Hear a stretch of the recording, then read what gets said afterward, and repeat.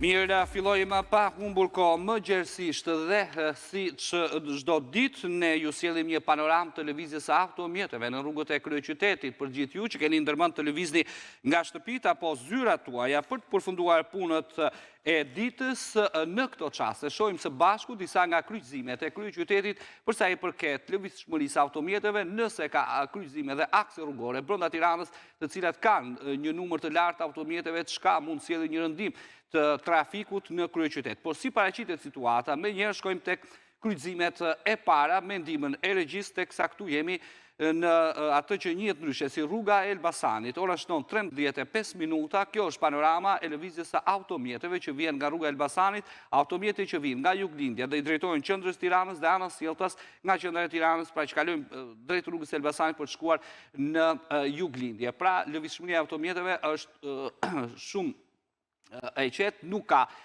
një trafik të rënduar, pra gjithë ju që keni ndërmend të lëvizni në këto momente në kryqëzimin e rrugës e Elbasanit, pothuajse është bosh. Nga rruga e Elbasanit shohim edhe kryqëzimet e tjera, shkurtimisht së bashku, për të sjellë një panoramë edhe më të qartë për të gjitha akset rrugore kryesore në kryeqytet, ku disa prej tyre padyshim që kanë edhe një ngarkesë të madhe të lëvizjes së automjeteve. Shkojmë në një tjetër kryqëzim. Këtu jemi në këto çaste ndoshta pranë stacionit të trenit, që është apo ndoshta tek Don Bosco. Jemi në kryqëzimin Don Bosco, pra si shikohet është një prej kryqëzimeve që ka një fluks të lartë të lëvizjes së automjeteve, por deri në këto çaste nuk ka krijuar një trafik të rënduar, pavarësisht se është një prej kryqëzimeve kryesore ku lëvizin dhe mban,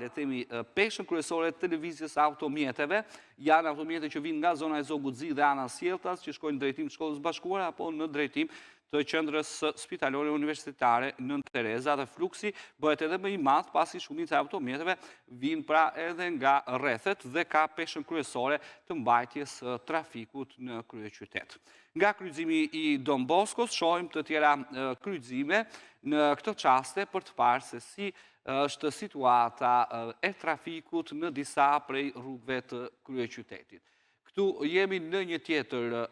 aks, jemi pranë kryqëzimit të stacionit të trenit. Edhe zona i stacionit të trenit ka një numër të konsiderueshëm të automjeteve, por në këto çaste që ne jemi live, po shohim që ka lëvizshmëria është e qetë dhe nuk ka bllokim, pavarësisht fluksit madh që ky kryqëzim, ashtu si Don Bosco, ka pasi shkohen dhe bëhet shpërndarja në pas drejt bulevardit të ri, drejt qendrës kryeqytetit dhe në drejtim të i Shkollës Bashkuara apo QSUT-s këtu në kryeqytet dhe ana Sjelltas. Mirë,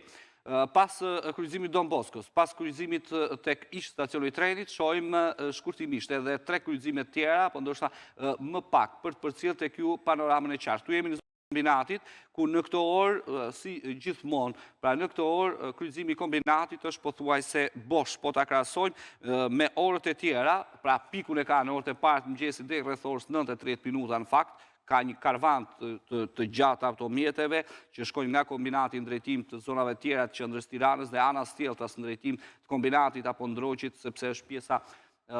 industriale, pra me biznese, por dhe në orët e pasdites, pra nga ora 15:40 minuta, 15:30, 15:40 deri në orën 18:30 ka një fluks të lartë ky kryqëzim rrugor në kryeqytet. Mirë, nga zona e kombinatit shkojmë dhe shohim shkurtimisht edhe kryqëzimet e tjera në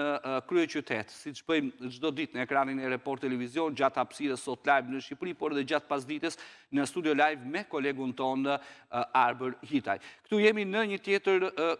kryqëzim, jemi pranë asaj që njihet ndryshe si zona e Nëntkaçeve në Tiranë. Edhe kjo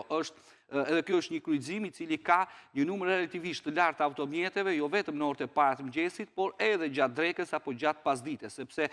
ish zona e Nëntkaçeve kemi zonën e Pazarit të Ri, kemi atë që njihet ndryshe si zona